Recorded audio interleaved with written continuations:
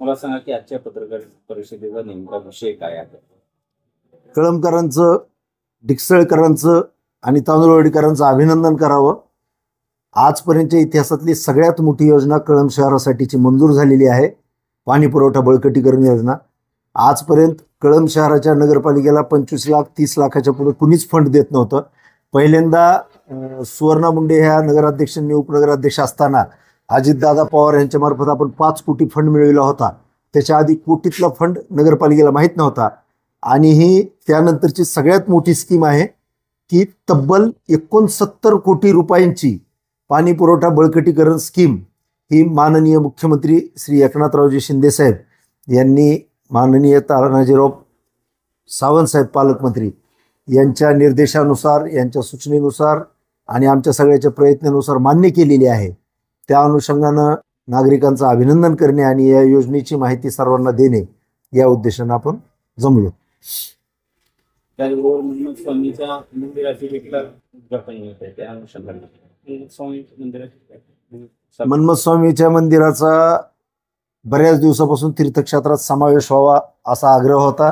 माननीय पालकमंत्री तानाजीराव सावंतसाहेब यांनी मंदिराचा समावेश तर करूनच घेतला तीर्थक्षेत्रात, पण ताबडतोब त्यावर तीर्थक्षेत्र विकास निधी म्हणून 3 कोटी रुपयाची तरतूद केली, ज्याच्यातले 1 कोटी रुपये वितरितही झाले आहे कळंब नगरपालिकेकडं आणि राहिलेले 2 कोटी टप्प्याटप्प्यानं होतील.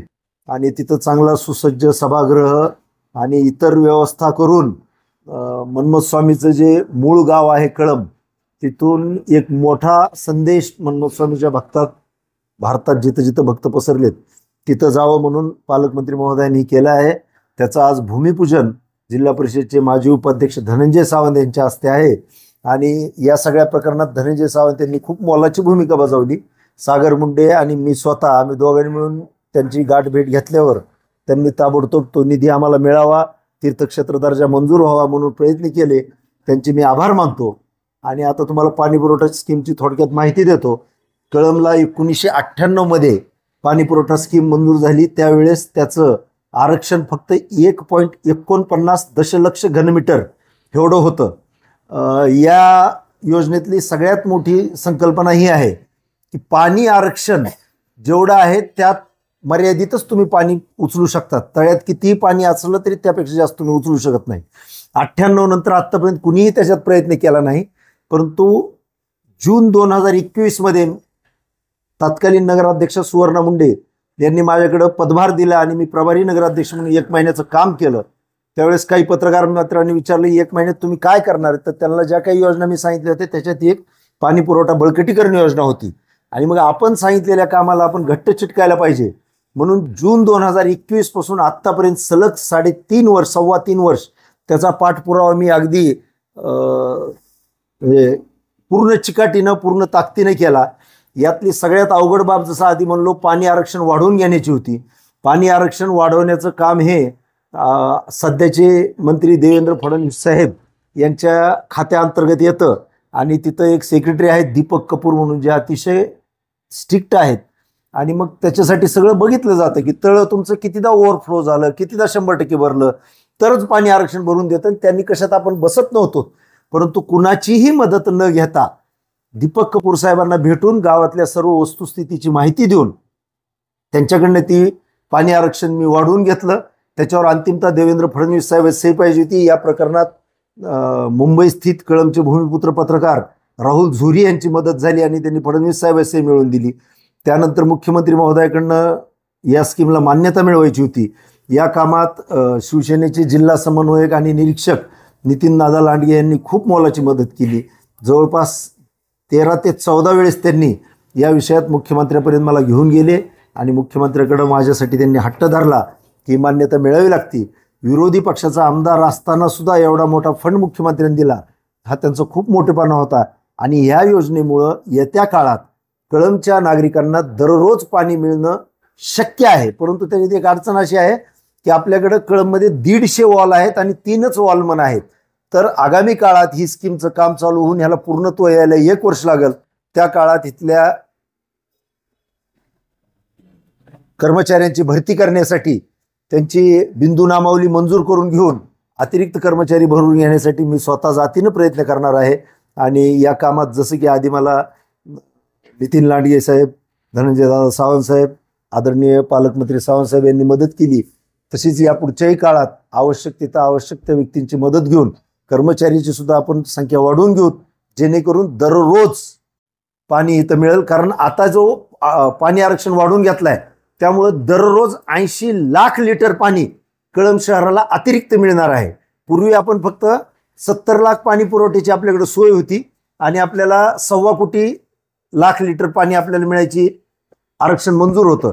आता आपण जवळपास 1.25 कोटी लाख लिटर पाणी रोज स्टॉक करता यावं आणि वितरित करता यावं असं या कामातनं पाणी बळकटीकरण योजनेतनं सगळी तयारी होईल आणि त्याच्या माध्यमातून मग पाण्याची आरक्षण वाढल्यामुळे पाण्याचा उपसा जास्त होणार, पाण्याचा संचय करायला स्टॉक वाढणार आणि वितरित करणारी व्यवस्था वाढणार.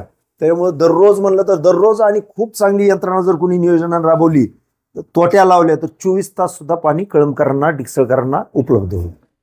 त्याचबरोबर विधानसभेची तयारी देखील करताना तुम्ही कार्य अहवाल हो, मी गेल्या 36 वर्षापासून राजकारणात आहे. 1988 पासून मला मतदानाचा अधिकार ज्या दिवशी आला त्या दिवसापासून मी राजकारणात आहे आणि वेगवेगळ्या प्रांतात मी काम केलं आहे.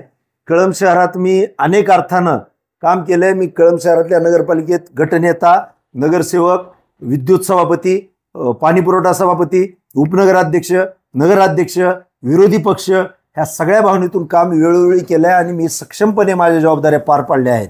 एकदा नगरपालिकेच्या मिटिंगमध्ये अतिशय महत्त्वाची मिटिंग असताना माझे आजोबा वारले होते. मी अंत्यविधीला सुद्धा गेलो नाही, कारण हा माझा धर्म आहे आणि माझं कर्तव्य आधी मी पार पाडावं लागेल या भावनेतनं मी काम करत होतो.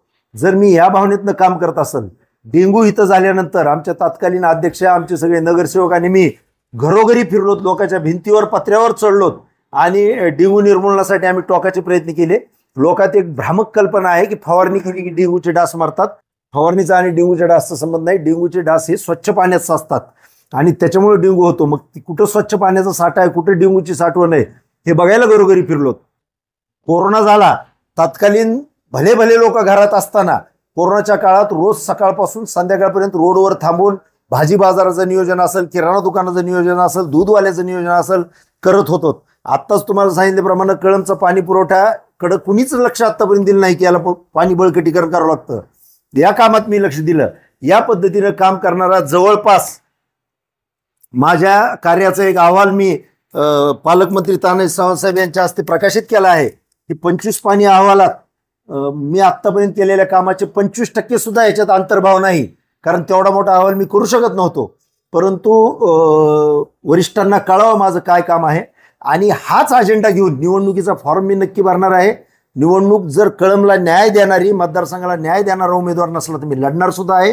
आणि मला माहीत आहे की मी लोकात एवढाच मुद्दा घेऊन जाणार आहे की मी ज्या पद्धतीने एका शहरात काम केलंय त्या पद्धतीने मी मतदारसंघात काम करण्यासाठी वाहून घ्यायला तयार आहे. हे गावोगावी, रस्तोरस्ती, प्रत्येक पंचायत समिती गणात, जिल्हा परिषद गटात आणि शहरात सभा घेऊन सांगणार आहे. लोक विकासाला मतं देतात का नाही हे मला आजमावून बघायचं आहे आणि त्यासाठी मी तयारीला लागलेलो आहे. पालकमंत्र्यांनी नेमकं आपल्याला काय शोधले? पालकमंत्र्यांनी माझा अहवाल बघितला, प्रकाशन केलं आणि मला सांगितलं आपण प्रयत्न करू. आणि अहवाल बघितल्यानंतर ते म्हणले की एवढं काम करणारे लोक असताना सुद्धा जनता, तुमच्या भागातील जनता बोलघेवड्या आणि कामाला कावड्या लोकांना मतदान कसं करतात, तर त्यावर बराच उहापोह झाला आणि त्यांनी सांगितलं की योग्य तो निर्णय मुख्यमंत्र्यांच्या सोबतीने घेईल, तुमचं नाव मी त्या यादीत घेईन. सर्व प्रकारचे अपडेट मिळवण्यासाठी MD लाईव्ह मराठी चॅनलला सबस्क्राईब करा.